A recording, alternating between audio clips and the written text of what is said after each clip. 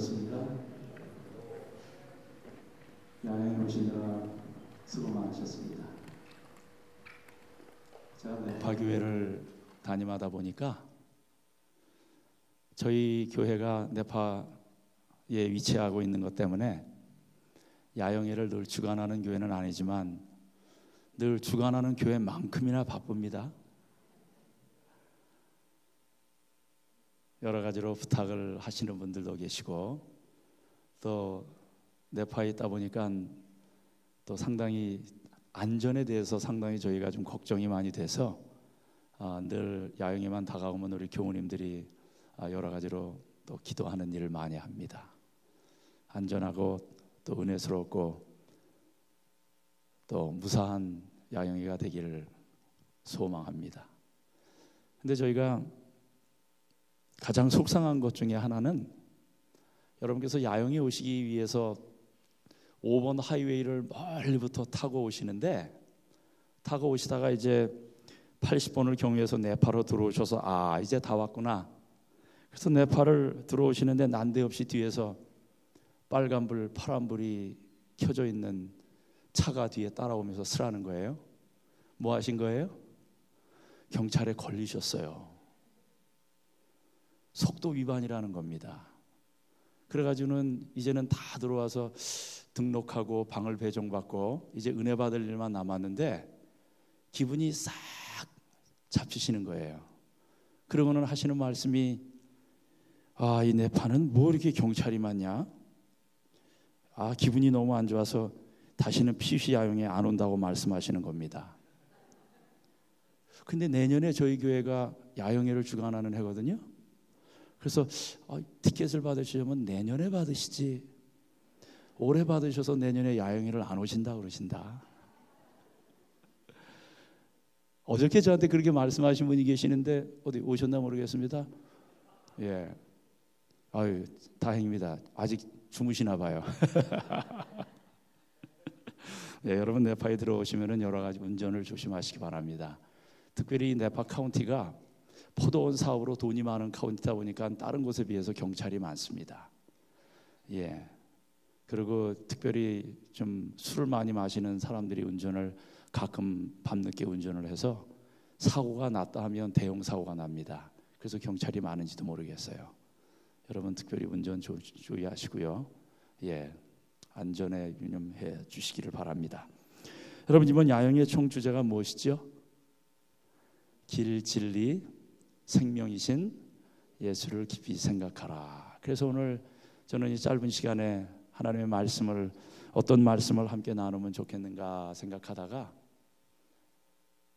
우리가 늘 믿음의 모본으로 삼는 한 신앙의 위대한 거장 사도 바울의 삶을 특별히 사도 바울의 마지막 부분에 일어나는 삶을 잠깐 생각해보고 영적인 교훈을 얻으면 좋겠다 생각했습니다. 말씀의 제목은 길 대신 주님을 바라봐야 삽니다라는 그런 제목을 정했습니다. 한번 여러분 하나님의 말씀 한번 살펴볼까요?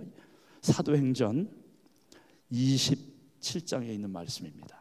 사도행전 27장입니다. 27장 14절부터 있는 말씀입니다.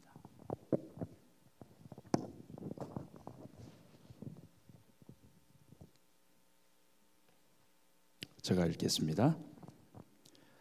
얼마 못되어 섬 가운데로서 유라굴로라는 광풍이 대작하니 배가 밀려 바람을 맞춰 갈 수 없어 가는 대로 두고 쫓겨가다가 가우다라는 작은 섬 아래로 지나 간신히 거루를 잡아 끌어올리고 줄을 가지고 선체를 둘러감고 스르디스에 걸릴까 두려워 연장을 내리고 그냥 쫓겨가더니 우리가 풍랑으로 심히 애쓰다가 이튿날 사공들이 짐을 바다에 풀어버리고 사흘째 되는 날에 배의 기구를 저희 손으로 내어버리니라. 여러 날 동안 해와 별이 보이지 아니하고 큰 풍랑이 그대로 있음에 구원의 여망이 다 없어졌더라. 21절입니다. 여러 사람이 오래 먹지 못하였음에 바울이 가운데 서서 말하되 여러분이여 내 말을 듣고 글에 대해서 떠나지 아니하여 이 타격과 손상을 면하였다면 좋을 뻔하였느니라. 내가 너희를 권하노니 이제는 안심하라. 너희 중 생명에는 아무 손상이 없겠고 오직 배뿐이리라. 나의 속한 바 곧 나의 섬기는 하나님의 사자가 어젯밤에 내 곁에 서서 말하되 바울아 두려워 말라. 내가 가이사 앞에 서야 하겠고 또 하나님께서 너와 함께 행선하는 자를 다 내게 주셨다 하였으니 그러므로 여러분이여 안심하라. 나는 내게 말씀하신 그대로 되리라고 하나님을 믿노라. 그러나 우리가 한 섬에 걸리리라 하더라. 바울 사도 선생님이 이 말씀을 하신 이후에 2년이 지난 다음에 다음과 같이 이렇게 고백합니다. 디모데후서 4장 7절과 8절에요. 내가 선한 싸움을 싸우고 나의 달려갈 길을 마치고 믿음을 지켰으니 이제 후로는 나를 위하여 의의 면류관이 예비되었으므로 주곧 의로우신 재판장이 그날에 내게 주실 것이니 내게만 아니라 주의 나타나심을 사모하는 모든 자에게니라. 바울 사도의 고백입니다. 그는 30대 초반에 잘못된 다메섹 길을 가다가 예수님을 만납니다. 그리고는 그 길로 예루살렘으로 올라가죠. 하지만 예루살렘에 있는 성도들 가운데 그 어느 누구도 그를 반갑게 맞아주지 않습니다. 결국에 그는 예루살렘에서 견디지 못해 자기의 고향인 길리기아 다소로 돌아갔다가 아라비아 사막에서 근 10년 동안 수양을 하게 됩니다. 그렇게 잊혀졌던 그를 바나바가 나중에 안디옥 교회를 가면서 특별히 다소에 가서 바울을 데려다가 함께 안디옥 교회의 교사로서 사역을 해 나가게 됩니다. 그리고 안디옥 교회에서 파송을 받아 이 바울 사도는 그의 가슴에 온 세계를 품고 선교 여행을 떠나게 됩니다. 그는 우리가 아는 대로 3번에 걸쳐서 선교 여행을 떠나게 되지요. 40대 초반에서 60대 초반까지 여행을 떠나게 됩니다.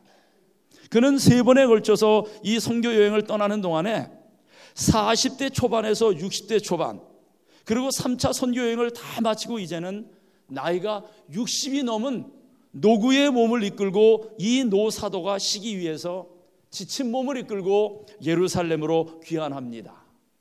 그가 예루살렘에 귀환하였을 때 그는 지쳐있는 몸을 쉬면서 이제는 자기의 후학들에게 선교가 무엇인지 그리고 땅끝까지 복음이 증거되는 것이 무엇인지를 이야기하고 전하기를 원했지만은 그가 예루살렘에 오자마자 유대인들의 모함을 받아서 감옥에 갇히게 됩니다. 지친 몸을 쉴 새도 없이 그냥 감옥에 갇히게 됩니다. 그리고는 그는 나이 60의 늙은 노구를 이끌며 감옥의 창살 밖으로 세상을 볼 수밖에 없게 됩니다. 아마 제 생각으로는요 60대 노사도에게 있어서 감옥 생활은 참으로 견디기 힘든 인생의 시련이었을 것입니다. 그런데 그에게 남겨진 하나의 마지막 소원이 있다면 그리고 그가 늘 누누이 말하고자 하는 마지막 소원이 있다면 그것은 무엇이었습니까? 어디에 가는 거예요? 로마에 가는 것이었습니다. 로마에 가서 세워진 교회를 돌보고 로마를 거쳐 서바나로 가기를 원한 것이었습니다. 당시에는 땅끝이 서바나인 줄로 알았어요. 예수님께서는 땅끝까지 이르러 내 증인이 되리라고 말씀하셨습니다. 이 말씀이 바울 사도에게는 자기를 향한 말씀이라고 깨닫고 내가 예수 그리스도의 사도가 되었으니 내가 예수 그리스도를 핍박하는 원수였지만은 나 같은 사람을 택하여 사도로 삼아주셨기 때문에 내가 내 생명을 내어놓고 할 수 있는 가장 귀한 소명은 땅끝까지 이르러 예수의 증인이 되는 것이다. 그래서 나는 서바나까지 가야 된다. 이 꿈 하나를 가지고 이 60대의 늙은 노사도가 비전을 가지고 살았던 것입니다. 그리고 그가 죽기 전에 세상이 끝나고 자기를 사랑하고 자기를 만나주신 예수님이 오시는 것을 보고 싶어 했을 것입니다. 그는 예수를 믿고 난 다음에 자기보다 먼저 믿은 예수님의 제자 마타에게 그는 그런 이야기를 들었어요. 마태복음 24장 14절에 이 천국 복음이 땅끝 곧 모든 민족에게 증거되기 위하여 온 세상에 전파되리니 그제야 끝이 오리라는 말씀을 들었던 것입니다. 이렇게 되면 원수였던 자신을 그렇게 사랑하셨던 예수님을 다시 만날 수 있기 때문에 그는 그 당시 땅끝이라고 할 수 있는 서바나의 복음을 들고 가기를 소망했던 것입니다. 하지만 그는 지금 어디에 있어요? 감옥에 있습니다. 그리고 창살 밖으로 그가 하루하루 달이 뜨고 지는 것을 보면서 그는 얼마나 마음이 답답했을까요? 저는 그 마음을 생각해 보게 됩니다. 며칠 정도 후면은 나가리라고 생각했는데 예루살렘에서 가이사랴까지 후송되면서 2년이라는 세월을 감옥에서 보내게 됩니다. 너무도 안타까워하면서 나는 땅끝까지 가야 하는데 주님께서 나를 택하셔서, 주님의 원수였던 나를 택하셔서 그 귀한 사명 주셔서 나로 하여금 땅끝까지 이르러 내 증인되라 말씀하셨는데 나는 그 길을 꼭 이루어야 되는데 나이 든 60대 이제 이렇게 죽으면 어떻게 하나 안타까워하는 마음으로 창살 밖의 세상을 바라볼 때 그의 마음이 얼마나 답답했을까. 아마 찬양으로 감옥문을 열었던 빌립보 감옥을 생각하면서 그는 찬미도 하고 기도도 하였을 것입니다. 그러나 감옥문은 열릴 생각이 없었어요. 그가 감옥에서 보내는 하루하루의 시간은 더 늘어날 뿐이었습니다. 결국에는 그가 이룰 수 있는 꿈이라는 것은 누구에게 상소하는 거였어요? 로마 황제에게 상소하는 것뿐이었습니다. 그래서 죄인으로라도 그는 로마에 가야 되겠다고 생각하게 됩니다. 로마의 시민권을 가진 바울이 로마 황제에게 상소하면 황제가 반드시 재판해야 되기 때문에 그러면 내가 로마로 갈 수 있을 것이다 라고 생각하고 이 사도 바울은 로마 황제에게 재판을 받기 위해서 상소합니다. 그는 제수의 신분으로라도 로마를 갈 수만 있다면 그는 로마에 가서 어떻게든지 하나님의 복음을 증거해야 되겠다고 그의 마지막 소명을 불태우는 것입니다. 그래서 로마 황제에게 상소를 합니다. 여러분, 바울 사도가 어땠을까요? 그의 마음이 어떻을까요? 그가 처음 예루살렘으로 돌아올 때에 그의 심정은 아마 여러분 이런 시 들어보셨나 모르겠어요. 가야 할 때가 언제인가를 분명히 알고 가는 이의 뒷모습은 얼마나 아름다운가. 봄 한철 격정을 인내한 나의 사랑은 지고 있다. 분분한 낙과 결별이 이룩하는 축복에 쌓여 지금은 가야 할 때 무성한 녹음과 그리고 머지않아 열매 맺는 가을을 향하여 나의 청춘은 꽃답게 죽는다. 시인 이형기 씨가 쓴 낙화라는 시입니다. 피는 꽃이 아름답다고 할 사람들은 많아도 떨어지는 꽃이 아름답다고 하는 사람은 많지 않습니다. 하지만 시인은 떨어지는 꽃의 추한 모양에 의미를 두지 않고 꽃이 떨어져야 열매를 맺고 결실을 한다고 하는 의미 때문에 떨어지는 꽃에서 아름다움을 찾은 것입니다. 이 시인의 시처럼 바울 사도는 예루살렘에 돌아왔을 때 가야 할 때가 언젠가를 분명히 알고 가는 이의 뒷모습은 얼마나 아름다운가. 봄 한철 격정을 인내한 나의 사랑은 지고 있다라고 노래했던 것처럼 이 바울 사도는 결별이 이룩한 축복 속에서 그는 자기 인생이 떨어지는 낙화처럼 자신의 삶을 아름답게 영원 구원의 결실로 매듭짓기를 원하였지만은 결국 그가 원하였던 그 꿈을 이룰 수가 없었던 것입니다. 그리고는 그가 결국 택할 수 있는 방법은 초라한 죄수의 신분으로 로마로 가는 길밖에 없었다는 것입니다. 오늘 우리가 읽었던 사도행전 27장 전장은 장엄한 각오를 가지고 로마를 향하여 가는 죄수의 신분으로 가는 노 사도의 여정이 기록되어 있습니다. 저는 그의 마지막 모습이 성경이 이렇게 자세히 기록한 것은 그의 삶의 마지막까지 그가 어떠한 열정을 가지고 그가 발견한 참기를 갖는가를 우리에게 말씀하시기 원하였기 때문이라고 저는 믿습니다. 바울이 로마로 가기 위해서 탔었던 배는, 우리 한번 지도를 한번 올려주실까요? 여러분, 바울이 로마로 가기 위해서 탔었던 배가 뭐죠? 지도가 올라옵니까? 예, 감사합니다. 여러분, 이 바울이 로마로 가기 위해서 탔었던 배는 이 알렉산드리아에서 출발해서 특별히 구브로를 거쳐서 밤빌리아의 여기 무라항입니다. 이 무라항까지 가는 특별히 알렉산드리아 이 델타 지역이죠. 이 델타 지역은 이집트의 곡창지대입니다. 여러분이 아시는 것처럼 여기는 이 곡창지도로서 이 쌀 생산이 밀 생산이 아주 많은 곳인데 바로 이곳에서 생산한 그런 곡물들을 싣고 특별히 이 이태리까지 가는 배, 알렉산드리아 배였습니다. 이 배는 지중해를 가로질러 로마로 바로 갈 수가 없기 때문에 구브로 섬을 지나가게 됩니다.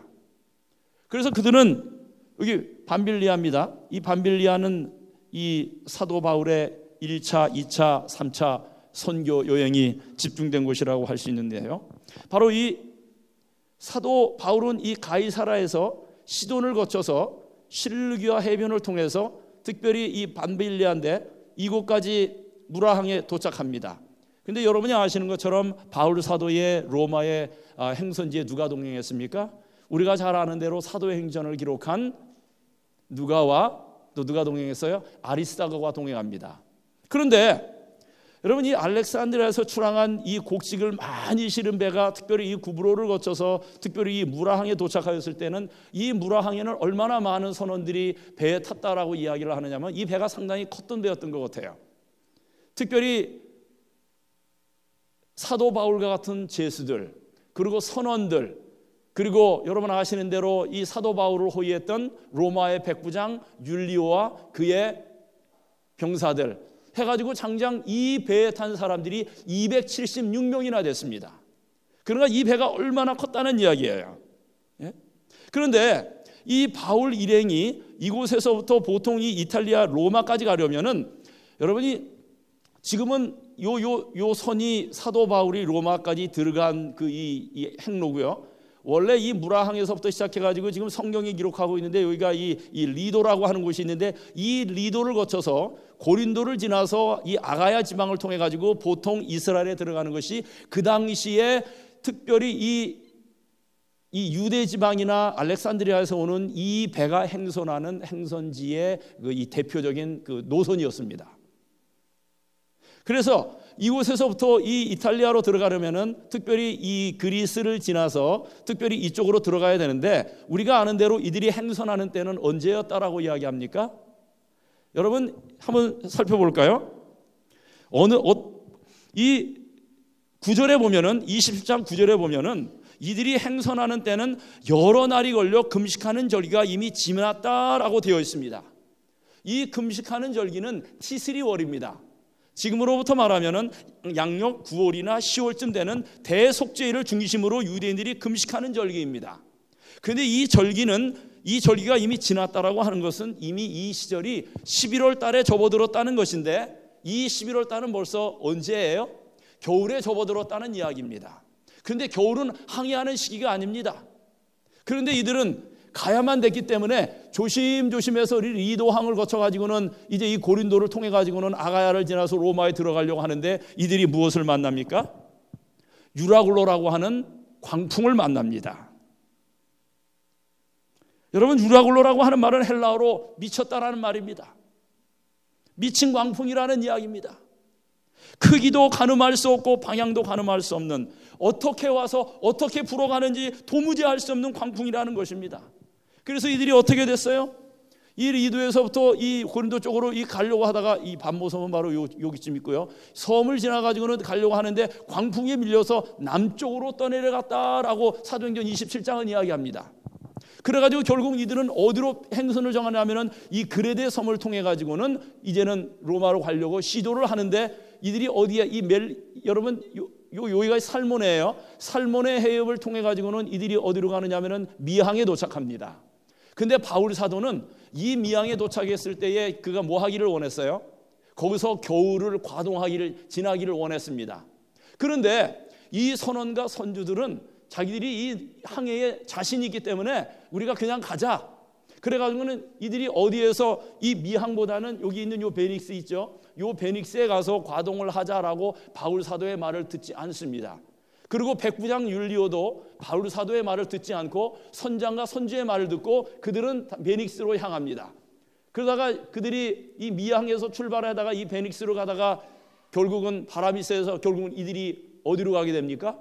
점점 남쪽으로 밀려가는데 여러분 이 조그만 섬 보이죠? 요거는 그레데에서 34km 떨어져 있는 아주 작은 이 가우다라고 하는 섬인데, 이 당시에 이 선원들은 이 가우다 섬이 보여서 만약에 남쪽으로 떨어지면 이제는 끝장이다라고 생각했던 바로 그 섬이었던 것입니다. 왜냐하면 그들이 이 바람에 밀려서 이 가우다 섬을 만약에 지나친다고 할 것 같으면은 지중해 망망대해로 떨어지기 때문에 이 겨울을, 특별히 겨울에 늘 부는 광풍을 피할 방법이 없었기 때문에 그들은 이 가우다 섬에 위치하고 있기 위해서 얼마나 노력했는지 모르는 것입니다. 오늘 우리가 본문 가운데 읽은 대부분의 본문의 말씀이 이 가우다 섬에 머물기를 원했던 그 당시에 사도 바울을 태우고 갔던 그 선원들의 사토하는 장면이 기록되어 있는 이야기가 바로 오늘 우리가 읽은 장면인 것입니다. 여러분, 처음에는 그들이 어떻게 했어요? 닷과 같은 무거운 것들을 내려놓고 배가 떠내려가지 않도록 강하게 묶어놓습니다. 그런데 파도가 밀어치기 시작하는데 3m, 4m 정도 되는 그런 파도가 아니라 10m, 20m 되는 집채 많은 어마어마한 파도가 몰려오는 것입니다. 서 있는 배를 향하여 파도가 밀려오니 그들은 그 다음에 할 수 있는 것은 배에 있는 모든 짐을 버리는 것이었어요. 왜냐하면 닷을 내려가지고는 이 풍랑에 떠내려가지 않도록 하기 위해서 묶이려고 하는데 서 있는 배에 풍랑이 몰려치니까는 뭐가 차는 거예요? 물이 차가지고는 점점점 배가 가라앉기 시작하는 겁니다. 그러니까 이들이 배에 있는 뭐를 버려요? 짐을 버렸다라고 이야기를 합니다. 여러분, 이 짐은 뭐예요? 이 곡식 운반선의 생명이라고 할 수 있는 알렉산드리아에서 싣고 오는 그들의 밥줄이라고 할 수 있는 모든 곡식들을 갖다 다 버리는 것입니다. 그래가지고 그들은 그곳에 머물러 있기 위하여 애를 씁니다. 그러나 셋째 날에는 어떻게 됐다고요? 더 큰 파도가 몰려옵니다. 그리고 이제는 할 수 없어서 무엇을 했다고 이야기합니까? 배의 기구들을 버렸다고 본문은 기록하고 있습니다. 배의 기구들은 침대나 식기들이 아니죠. 돛이나 닷과 같은 것, 배가 운행하기 위해서 가장 필수적인 것들까지 다 버렸다는 것입니다. 그래서 배를 조금 더 높였습니다. 그러면 파도를 건디고 가우다라는 섬에 기착할 수 있겠지라고 버텼던 것입니다. 하지만 광풍에 떠밀려 배가 지중해 한가운데로 내려가기 시작했다라는 것입니다. 그랬더니 그들은 결국 어떻습니까? 성경은 이야기하기를 삶을 포기하게 된 경우가 나왔다는 것입니다. 여러분, 이전에 어땠어요? 여러분, 이전에 한국 김포공항에서 비행기를 타고 미국에 오려면은 반드시 어디를 들려서 옵니까? 요즘에는 비행기도 좋아지고 그래서요, 특별히 요즘 인천에서 비행기가 딱 뜨면은 태평양을 가로질러서 LA로 그리고 샌프란시스코로 직접 옵니다. 근데 이전에는 어떻게 했어요? 김포공항에서 비행기가 뜨면 저 일본 열도를 지나서 소련 영해를 조금 비껴가면서 꼭 어디에 기착했어요? 알래스카 앵커리지를 기착했습니다. 그곳에서 쉬면서 또 연료를 집어넣고 그러다가 이제 시애틀로 내려와서 샌프란시스코, LA, 그러다가 이제 뉴욕으로 가는 것이 보통 그 비행기의 항로였어요. 왜냐하면 사람들이 그때 생각하기를 만약에 태평양을 직접 건너오면, 특별히 뭔가 잘못된 기류를 만나면은 이 비행기가 추락할 것이다라고 생각했기 때문에, 그래서 그 당시에 김포에서 이 미국까지 오는 시간이 여러분 얼마에 걸려서 오셨어요? 보통 20시간이 넘게 걸려서 오셨어요. 그게 바로 항로였던 것입니다. 그래서 얼마 전에 여러분이 아시는 대로 이 소련 영공 근처를 지나다가 대한항공 여객기가 어떻게 됐어요? 격추되었죠. 왜냐하면 그 항로를 지나다가 이 기장이 잘못해가지고 소련 영공으로 들어간 것입니다. 그래가지고 미사일을 맞아가지고는 격추되는 안타까운 사건이 일어났지 않았습니까? 그런데 여러분, 예전 같으면 태평양을 건너다가 비행기가 난기류를 만나면 가라앉든지 추락할 수 있다는 생각 때문에 함부로 태평양을 못 건넜는데, 여러분 요즘 비행기는 비행하다 난기류를 만나면 뭐 위로 올라가기도 하고 또 아래로 내려가기도 하고, 그렇지만 또 한술 더 떠서 요즘은 얼마나 비행 기술이 발달하고 비행기가 좋아졌는지 아예 난기류를 타고, 그죠? 그러면은 연료도 절감되고 속도도 내고 해가지고 시간이 별로 많이 걸리지 않는 것을 우리가 보게 됩니다. 하지만 예전에는 그게 감당 못했어요.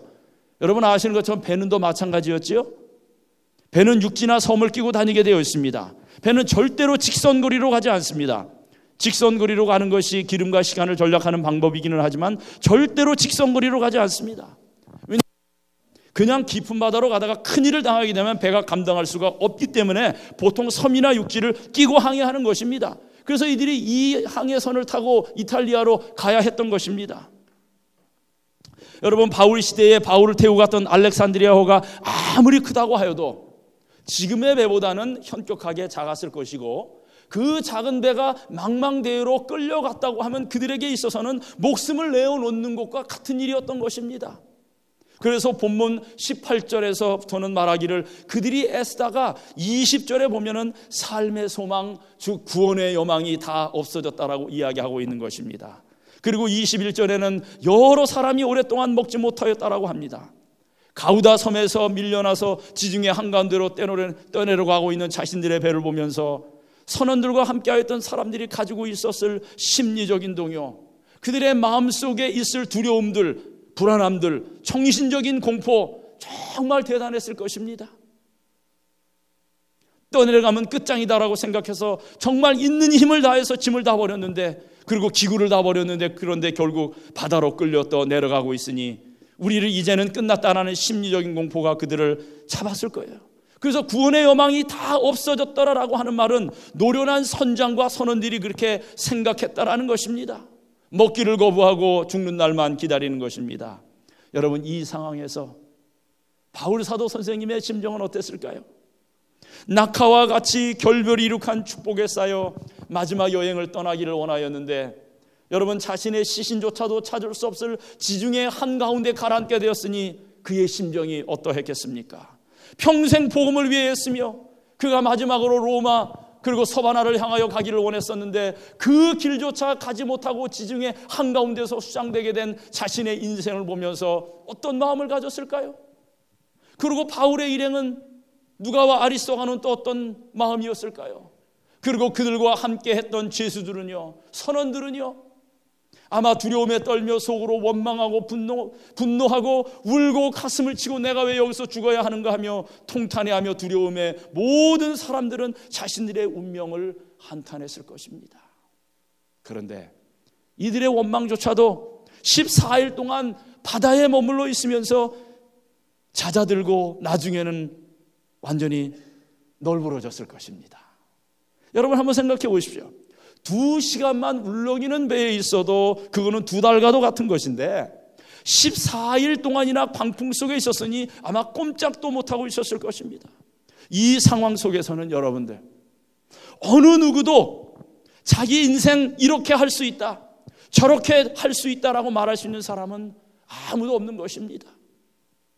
어느 누구도 난 자신감 있다, 나만 믿어라 라고 말할 수 있는 사람은 아무도 없는 것입니다.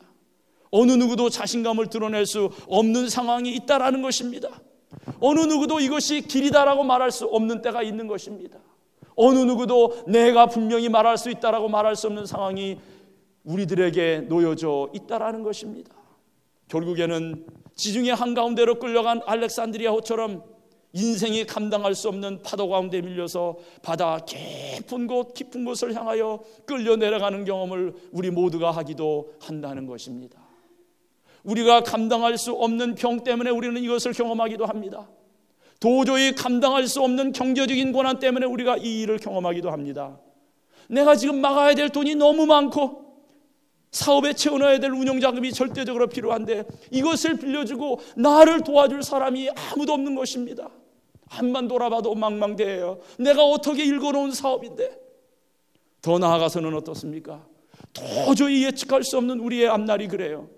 그리고 결혼의 신성한 제단 앞에서 죽음이 우리를 가리기 전에 나만을 아끼고 사랑하겠다고 서약한 나의 배우자가 잘못된 길을 가고 있는 것입니다. 광풍도 그런 광풍이 없습니다. 우리의 자녀의 앞날은 또 어떻고요? 점점 더 교육하기 힘든 우리의 자녀들, 그리고 점점점 해도 말을 안 듣고 자꾸 가인처럼 닮아가는 저 아이를 어떻게 해야 하나. 그리고 우리 자녀들이 어렵게 대학 공부를 했는데 그것도 정부론을 받아서 했는데 정부론은 이자율이 또 얼마나 많은지, 대학은 마쳤는데 공부는 다 마쳤는데 일하고 하라고 하는 곳은 없고 페이먼트가 꼬박꼬박 다가오는데 정말이지 앞을 보아도 뒤를 보아도 캄캄한 바다와도 갖출 수가 있는 것입니다. 마치 요나의 수월의 뱃속과도 같이 깊은 곳에 밀려가는 경험을 우리 모두가 할 수 있다라고 하는 것입니다. 이때에 나는 나의 인생을 이렇게 할 수 있다, 저렇게 할 수 있다라고 말할 수 있는 사람이 없다라는 것입니다. 마치 유라굴로 광풍에 휩쓸려가는 알렉산드리아호 배처럼 말입니다. 여러분, 이럴 때에 어떻게 해야 합니까? 망망대해 같은 어려움 속에 나 홀로 있는 것 같을 때에 어떻게 해야 합니까? 바울의 일행은 유라굴라 광풍 속에 갇혔어요. 14일이나 있었습니다. 하지만 오늘 본문에서 바울은 이야기합니다.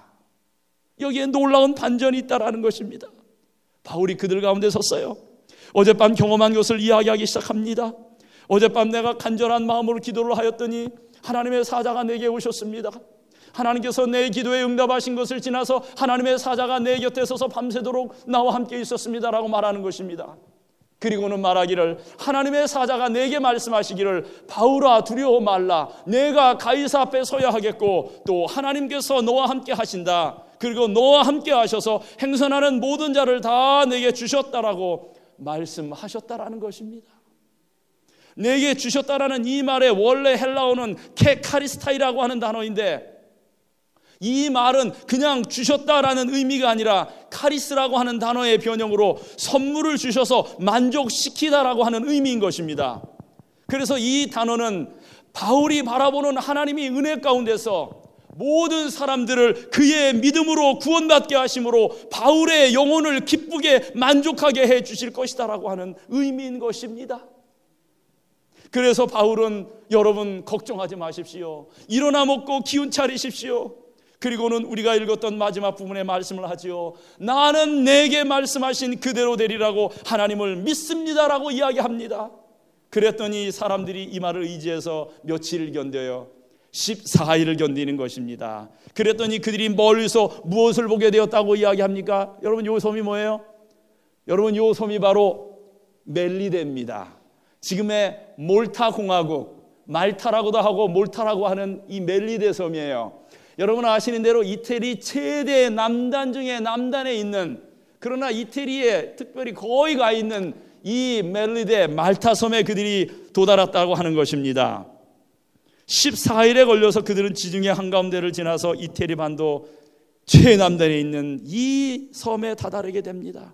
토치 없어지고 짐이 없어지고 완전히 모든 것이 부서져서 항해조차 할 수 없었던 그 배가 지중해 한가운데를 지나 놀랍게도 이 지중해에서 가라앉지 않고 몰타 섬까지, 멜리데 섬까지 가게 되었다라는 것입니다.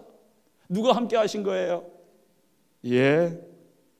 이 몰타 섬은 오늘날 길이가 18마일, 그리고 넓이가 8마일, 높이가 128m인 섬입니다. 이곳에서 이들은 겨울을 나게 됩니다. 바울이 그곳에서 나뭇가지를 가져다 불을 지펴 던졌더니 그 나뭇가지에 매달려 있던 뭐가요? 독사가 나와서 바울을 물게 됩니다. 그랬더니 그거를 보았던 원주민들이 저 바울 사도는 죄를 지었기 때문에 이제 하나님께 심판받기 위해서 독사에 물렸나 보다, 이제 죽을 거다라고 했는데 죽지 않았어요. 반전이 되었습니다. 몰타 섬의 원주민들이 바울에게 당신은 신입니다라고 합니다. 그리고 그 섬의 주장인 보블리오에게 데려가요. 그랬더니 보블리오의 아버지가 열병에 걸렸어요. 지금으로 말하면 말라리아에 걸렸습니다. 바울 사도가 그에게 안수기도 합니다. 낫습니다. 그리고는 그 멜리데 섬에 있는 모든 사람들의 질병을 다 하나님의 능력으로 이 바울 사도가 다 고치게 되는 것입니다. 그랬더니 멜리데 사람들이 이 바울의 일행을 후하게 대접하게 되는데, 겨울이 지나는 3개월 동안 이 섬 주민들이 이들을 아주 융성하게 대접했다라고 성경은 말합니다. 이 3개월을 몰타 섬에서 지난 후에 그들은 이제 그들이 꿈꿨던 로마를 향하여 드디어 가게 됩니다. 이 부분이 몇 장에 나와 있어요? 28장 15절에 나와 있네요. 그가 로마에 도착했을 때 이야기가 나와 있어요. 여러분 한번 살펴보시면은 이렇게 이야기하고 있습니다. 바울이 저희를 보고 하나님께 살해하고 담대한 마음을 얻느니라. 로마에 도착했습니다. 그리고 맨 마지막 절을 보면은 바울이 온 이태를 자기 셋집에 유하며 자기에게 오는 사람을 다 영접하고 담대히 하나님 나라를 전파하며 주 예수 그리스도께 관한 것을 가르치되 그 많은 사람이 없었더라라고 이야기합니다. 여러분, 바울의 담대함은 그가 육신에서 얻을 수 있는 힘이 아니었어요. 바울의 담대함은 육신이 완전히 스올의 뱃속으로 들어가서 이제는 절망이다, 좌절이다, 이제는 끝났다라고 하였을 때에 하나님이 사자를 통해서 하나님께서 주셨던 힘이었던 것입니다. 바울은 영적인 힘을 얻었고, 그리고 지쳐있는 모든 사람들, 이제는 죽었다라고 포기하는 사람들에게 다시 한번 격려하며 힘을 주며 몰타섬으로 이끌고 가서 그들과 함께 겨울에 있는 동안 회복하였던 힘이었어요. 여러분, 그 힘이 어디에서 나왔습니까? 유라굴로 광풍 속에서 역사하신 하나님에게서 나왔어요. 유라굴로 광풍, 남들은 미친 바람이다, 미친 폭풍이라고 말하는 그 속에서 바울은 자기를 붙들어 주시는 하나님의 은혜를, 그리고 하나님의 능력을 경험한 것입니다. 60대의 노인인 바울이 로마를 향한 비전을 내려놓지 않고 꿈꾸며 결국에는 그가 그곳을 가기 위해서 죄수의 신분으로라도 가겠다라고 하자, 그래서 로마 황제에게 상소하자 하나님께서는 바울이 기적과도 같은 하나님의 은혜를 맛보게 하셨습니다. 그리고 죄수가 아닌 276명의 생명을 살린 생명의 은인으로 로마를 향하여 가게 하셨고, 멜리데 섬 주민들에게 예수 그리스도의 복음을 전하는 복음의 사도로 서게 하셨다라는 것입니다. 그리고 그때 힘을 가지고 로마에 도착하여 담대히 하나님의 나라를 전하였다라고 우리들에게 말씀합니다. 여러분, 바울이 우리에게 말하고자 하는 것은 말입니다. 오늘 우리가 이것 하나만큼은 꼭 기억하시고 야영회에 참석하셔야 되겠어요. 바울이 오늘 우리에게 깨닫기를 바라는 것은 내가 어디에 있느냐가 중요한 것이 아니라 내가 무엇을 보고 생각하느냐가 중요하다는 것을 오늘 우리에게 말씀하고 있는 거예요. 다시 말씀드립니다. 내가 어디에 있느냐가 중요한 것이 아니라 내가 무엇을 보고 있느냐가 중요한 것입니다. 내가 살기 좋은 LA에 있고 샌프란시스코에 있고 네파에 있고 내가 피우시 야영회에 있고가 중요한 것이 아니라 내가 이 땅 가운데 무엇을 보고 있느냐가 중요하다는 것입니다. 갈릴리 바다에 갑자기 풍랑이 일었어요. 학자들은 이 풍랑이 유라굴라의 영향이라고 이야기합니다.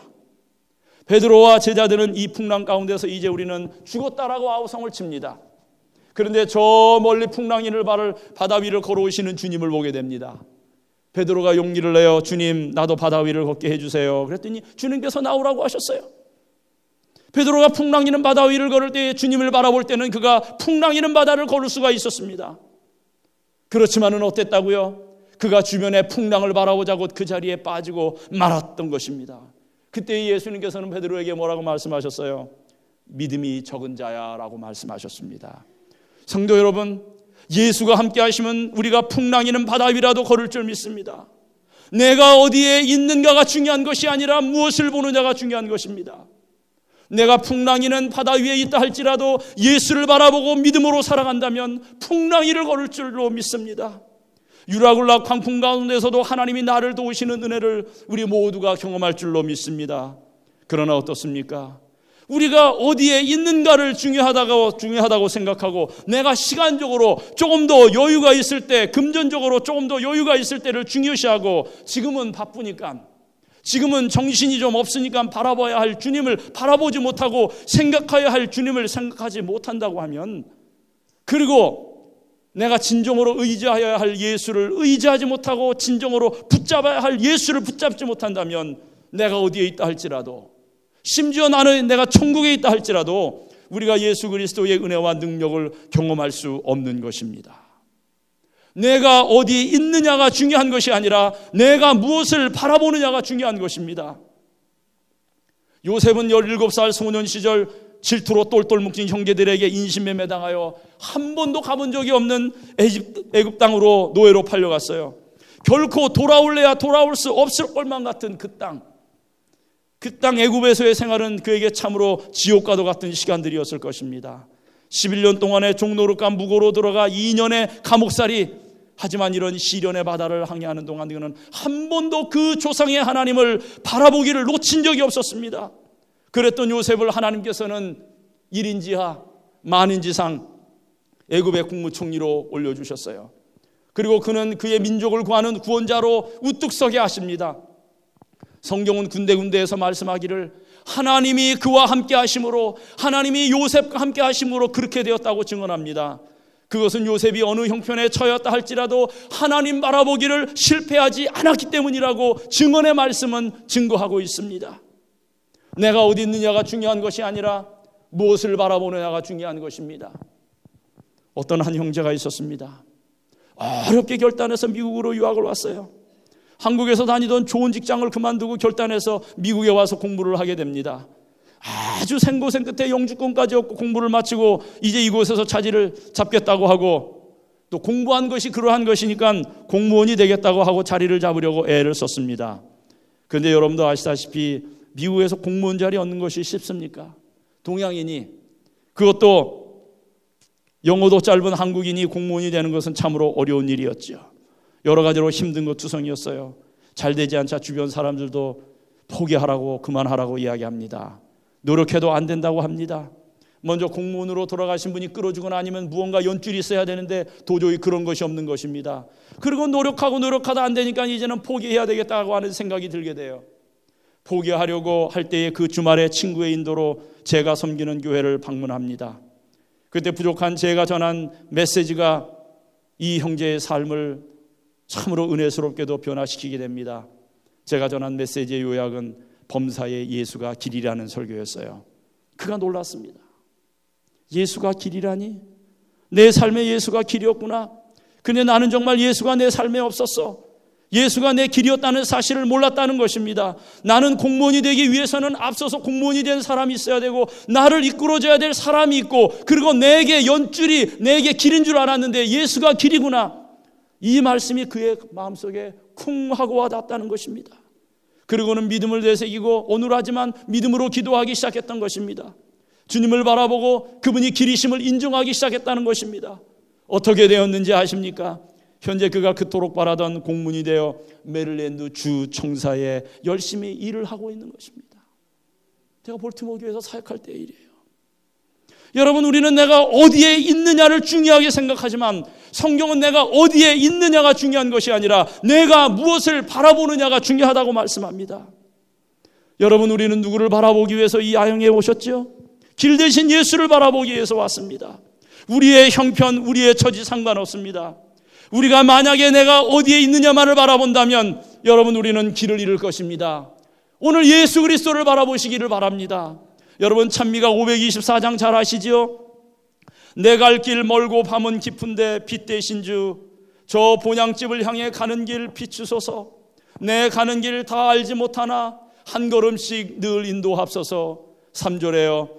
이전에 나를 인도하신 주, 장래에도 내 앞에 험산 줄령당할 때에 도우소서. 밤 지나고 저 밝은 아침에 기쁨으로 내 주를 만나리. 우리가 주님을 진정으로 바라보고 나간다면 기쁨으로 내 주를 만날 줄 믿습니다. 내 앞에 험산 줄령당한다 할지라도 기쁨으로 내 주님을 만나며 살아갈 줄로 믿습니다. 여러분, 바울의 로마의 길은 어땠어요? 알렉산드리아에서 배 타고 가는 길입니까?